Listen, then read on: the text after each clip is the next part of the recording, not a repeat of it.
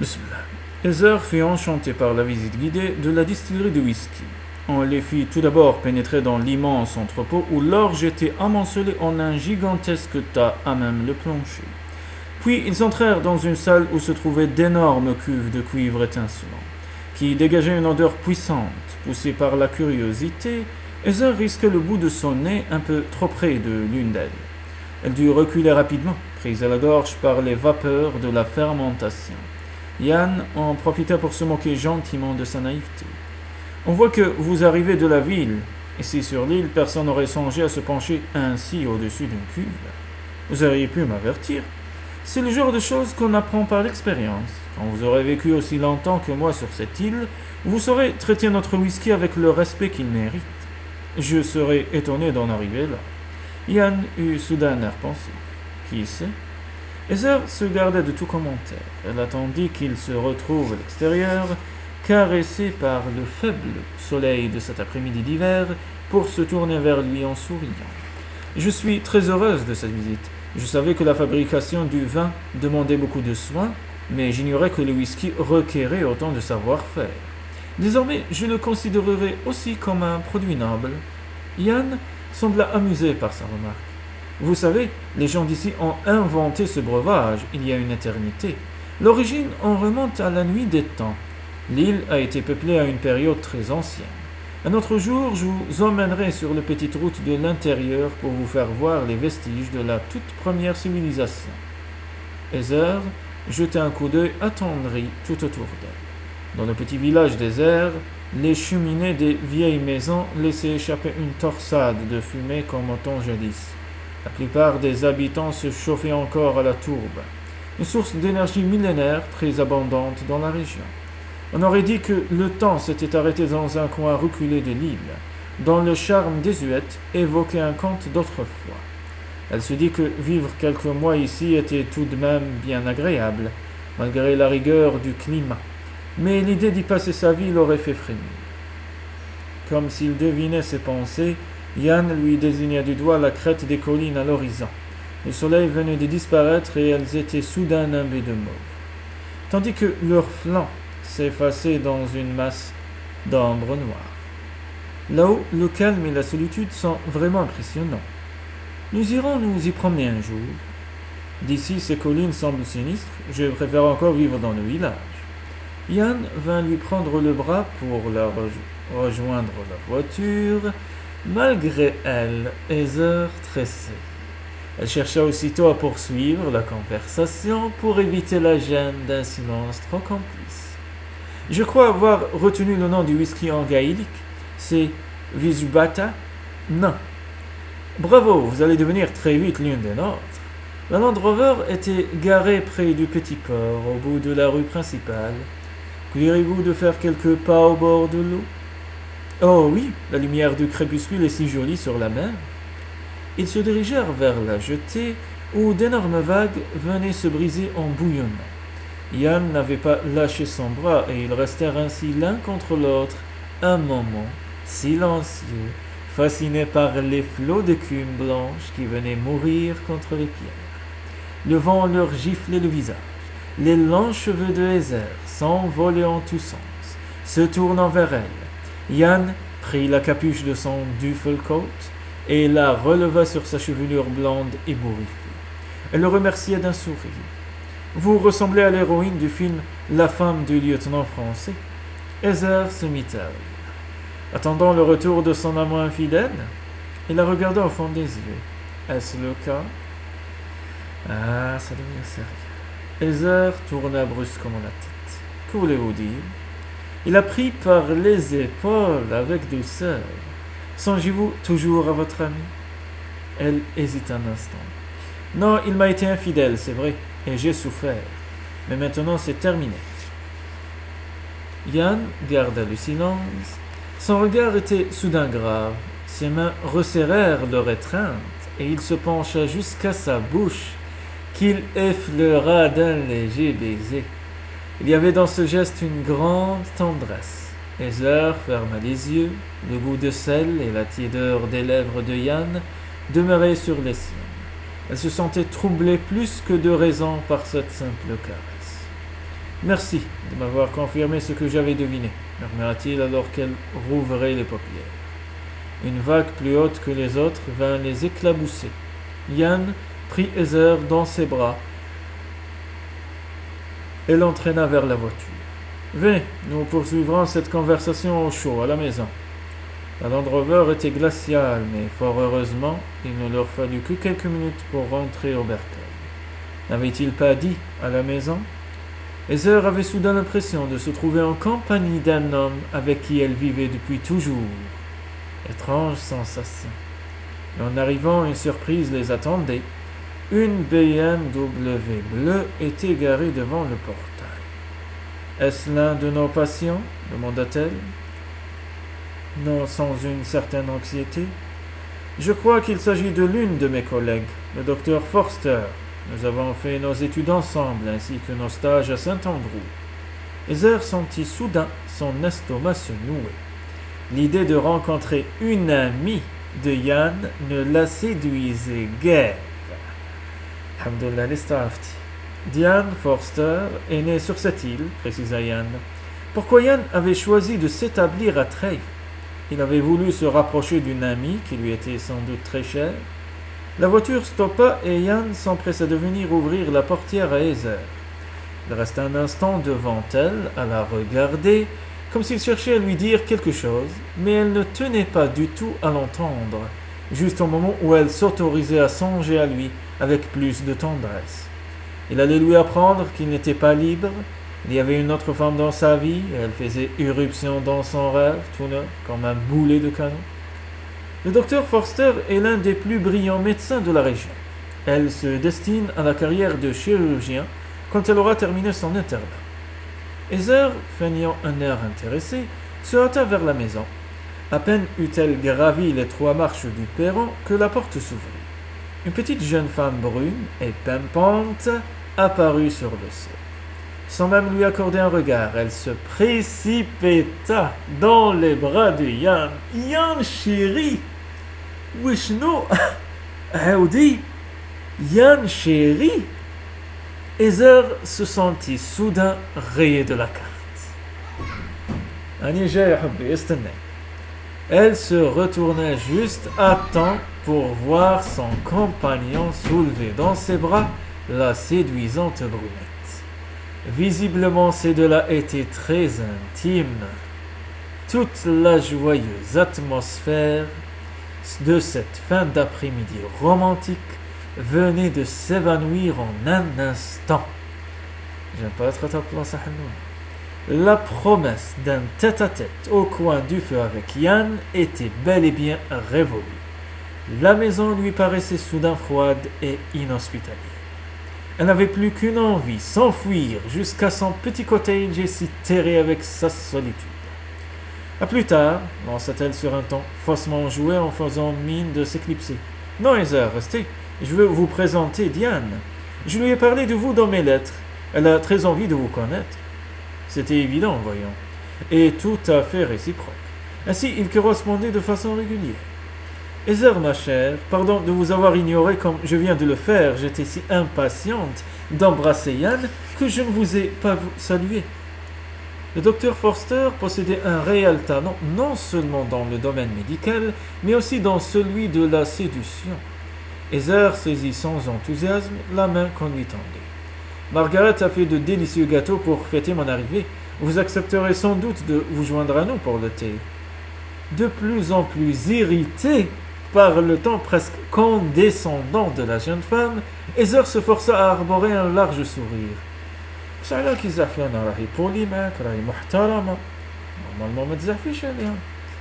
Non, merci. Je préfère vous laisser tous les deux. Vous devez avoir une foule de choses à vous raconter. Elle fila comme une flèche à travers la pelouse. Elle avait hâte de se retrouver seule. Yann aurait dû l'avertir de la visite de son ami. Il aurait dû lui dire qu'il avait une aussi superbe fiancée. Mais après tout, il ne lui devait aucune explication. Il ne lui était rien. Si elle s'était imaginé ne serait-ce qu'un instant que leur relation pouvait tourner à l'idylle, c'était un signe très inquiétant. Hélène avait raison, l'imagination était la pire ennemie des femmes en mal d'amour. Tout en rallumant le feu et en préparant du thé, elle sentait monter en elle une rancœur inhabituelle. Le souvenir du doux baiser qu'ils avaient échangé sur le port ne lui laissait à présent que de l'amertume. Non, plus jamais elle n'accorderait sa confiance à un homme, et surtout pas à Yann Campbell. واش انت عم بالك الرجال كاع كيف زعفك واحد تزعفي على الرجال كاع ويهديك. Mais qu'attendait-il donc pour épouser une femme aussi merveilleuse que Diane Forster? Quel genre d'obstacle pouvait-il y avoir à leur union? تقول له مازالني صغيرة مازالني نقرا صبر عليا نكمل قرايتي ونلقى خدمة patati patata. Après s'être réchauffée au coin du feu, elle commençait à recouvrer un peu de sérénité quand on frappa à sa porte. Heather, c'était la voix de Yann. Il se tenait sur le seuil, les sourcils froncés. Nous avons besoin de vous. Il y a eu un accident. Entrez, je suis prête dans un instant. De quel genre d'accident s'agit-il? Un groupe d'étudiants venus passer les vacances de Noël sur l'île se sont perdus dans le brouillard. Ils faisaient une randonnée sur les hauteurs quand l'un d'eux est tombé de rocher. Les 4 autres ont dû errer toute la nuit avant de réussir à s'orienter. Ils sont tous dans un piteux état. Que dois-je faire? Je voudrais que vous preniez soin des 4 rescapés qui se trouvent à mon cabinet. Nous attendons l'arrivée du blessé, que l'équipe de secours vient de retrouver. Il baissa un peu la voix. Une chance que Diane se soit trouvée là. Il fallait surtout pas تقول لها هاك. دوك المخلوقات تبدا تغير ودوك يجيها جنونها. En effet, il fallait se montrer charitable et surtout faire preuve de professionnalisme. Les sentiments personnels n'étaient pas de mise en ce genre de circonstances. Tout ce qui comptait était de venir en aide aux blessés. Heather n'eut aucun mal à mettre en œuvre ses beaux principes. À la vue de 4 jeunes gens gisant sur des matelas à même le sol, elle fut saisie d'une compassion bien naturelle. Leurs vêtements semblaient si peu adaptés à la région et au climat qu'on imaginait facilement qu'ils n'aient pas pu résister longtemps dans la forêt glacée. De plus, comme le leur fit remarquer Yann, leurs chaussures de sport étaient bien trop légères pour la saison. Même en plein été, vos pieds auraient terriblement souffert avec ces souliers qui ne maintiennent pas la cheville, et c'est pure folie que de partir en montagne sans boussole. Quand la brume envahit la forêt, il est impossible de retrouver son chemin. Diane était agenouillée sur le sol, occupée à panser les chevilles blessées. Heather songea ironiquement qu'il était vraiment courageux de sa part de prendre autant de risques. Les superbes collants soyeux qu'elle portait auraient pu s'en trouver abîmés. Elle ressemblait plus au genre de créature qu'on trouve en couverture d'un magazine qu'à une secouriste. Sa coiffure était toujours aussi impeccable et elle n'avait pas même pris la peine de retirer son élégante veste cintrée ouverte sur un somptueux chemisier de soie. « Nous allons devoir les garder ici quelques jours, dit-elle en se redressant. Respect à doctoresse. Allah نحترمك pour ça. Yann hocha la tête. Bien sûr, nous ne pouvons pas les renvoyer dans cette grange où ils logent, à l'entrée du village. Elle n'est pas chauffée et apparemment ils faisaient la cuisine sur des réchauds de camping. L'un des jeunes garçons releva la tête. Nous sommes étudiants et c'est un moyen économique pour nous de passer nos vacances. Mais à qui appartient cette grange? Demanda Yann.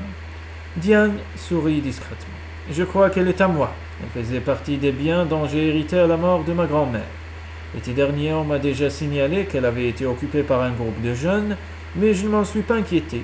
Elle doit être assez délabrée, me semble-t-il. Oui, en été c'est parfait, mais en hiver, nous avons été fous, conclut le jeune homme. Yann brandit un doigt faussement menaçant. Je devrais tous vous faire transporter à l'hôpital sur la côte. Un chœur de protestation lui répondit. Le jeune garçon, qui semblait être le chef du groupe, prit un air suppliant. Oh non, ma mère me tuerait. Elle me croit en train de réviser mes examens chez un camarade. Un crissement de pneus les interrompit. Yann se précipita à la porte pour faire entrer les brancardiers qui amenaient le blessé. Il était à demi inconscient et Yann demanda à Heather de lui faire une injection. Peu après, il ouvrit les yeux. Heather, qui surveillait constamment son pouls, constata avec soulagement qu'il avait repris son rythme normal. Après avoir repris conscience, il se mit à raconter ce qui lui était arrivé. Elle semblait tout à coup surexcitée. Heather lui posa la main sur l'épaule. Calmez-vous, le docteur Campbell écoutera votre récit tout en vous examinant. Ne fatiguez pas. Quel est votre nom? David Graham. Bien, David. Vous êtes en sécurité. Maintenant, nous allons prendre une radio de votre bras, dit Yann. Les clichés furent rapidement développés et examinés. Yann revint les montrer au jeune homme. C'est une fracture du radius, David. Mademoiselle Blake va vous fabriquer un plâtre provisoire. Diane sursauta. Mais ce n'est pas le travail d'une infirmière. Yann sourit tranquillement. Mademoiselle Blake a l'habitude. Elle en a déjà posé plusieurs depuis son arrivée ici. Heather crut bon de se justifier. J'ai appris la technique du plâtre dans un centre paramédical où j'ai travaillé 2 ans. Ah bon? Et pourquoi avez-vous quitté ce centre? A-t-il fermé? Heather ne put réprimer un soupir. Elle venait d'enfiler des gants de caoutchouc et commençait à préparer le plâtre dans une bassine. Ce n'était guère le moment de revenir sur son douloureux passé. Non, mon ex-fiancé continue à le diriger sans moi. Diane garda quelques instants un silence gêné, mais elle recouvra bientôt toute son aisance. Eh bien, en tout cas, nous avons beaucoup de chance de vous avoir ici, n'est-ce pas, Yann? والله غير بديتي تعجبيني يا ديان. Vraiment, إنسانة محترمة للتم كاع. Les yeux de Yann rencontrèrent ceux de Heather. Oh oui. Ah, murmura-t-il d'un air sincère. Abdel Mamour. Peu avant minuit, enfin, les 5 jeunes gens furent installés confortablement pour dormir. Après avoir subi tour à tour les divers soins que requérait leur état, Yann, Heather et Diane avaient travaillé sans relâche comme une équipe efficace. En se retrouvant en coin du feu, ils se lancèrent tous 3 un regard complice. Avec un clin d'œil, Yann prit l'accent écossais. « Je vous offre une petite goutte, mesdames ?» Diane lui répondit sur le même ton. « Non, merci, mon père, m'attends. » Yann la raccompagna jusqu'à la porte. Heather était fort surprise. Depuis le début, elle s'était imaginé que Diane passerait la nuit chez Yann. Ainsi, son père habitait l'île. Comme Yann entrait dans la pièce, elle se leva à son tour pour partir. Mais il fit geste pour la retenir. « Buvez, cela vous fera du bien. Vous avez travaillé dur soir, merci 1000 fois pour votre aide, Heather. Je n'ai fait que mon devoir. Asseyez-vous, nous devions avoir une conversation amicale. Vous en souvenez-vous? À propos de votre chagrin d'amour. Oh non, Heather but une gorgée de whisky, dont la brûlure la réconforta soudain. Oh non, c'est inutile. Je me sens beaucoup mieux depuis quelque temps. Et puis, vous-même devez avoir assez de vos propres problèmes dans ce domaine. Il eut un sourire mystérieux. Oh, rien de bien grave, rassurez-vous.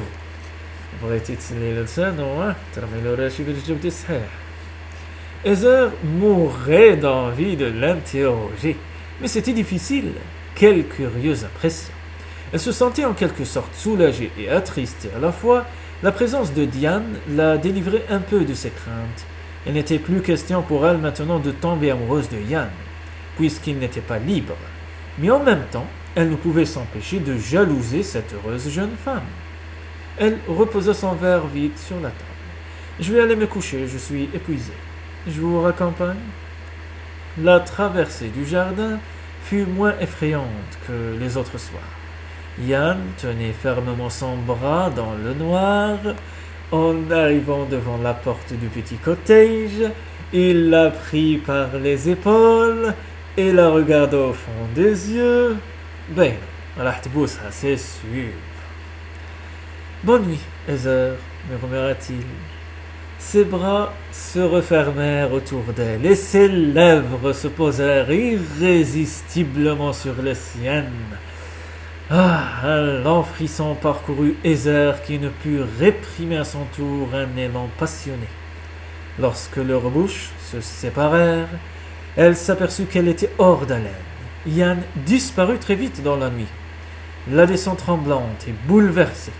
Comment aurait-elle encore pu prétendre qu'elle n'était pas amoureuse de Yann Campbell? Sinon كانت راح تخلص عليكم mal. Au prochain chapitre, Inch'Allah.